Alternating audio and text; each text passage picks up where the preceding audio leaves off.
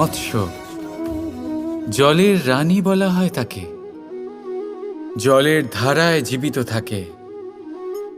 সহস্র প্রকার মৎস্য হয়, কিন্তু সব মৎস্যের মধ্যেই একটা মিল অবশ্যই থাকে। জানেন সেটা কি? সেটা হলো যে মৃত মৎস্য স্রোতের সাথে বয়ে যায়, আর জীবিত মৎস্য ওই স্রোতের বিরুদ্ধে সাঁতার কাটতে সক্ষম হয়।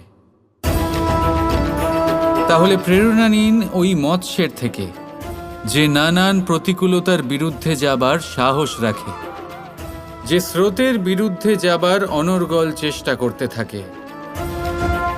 আপনিও শুনুন আপনার হৃদয়ের ধ্বনি, শুনুন আপনার মনের কথা, আর আপনার জীবনরূপী স্রোতকে বাধা নয়, লক্ষ্য বানিয়ে সামনে এগিয়ে চলুন।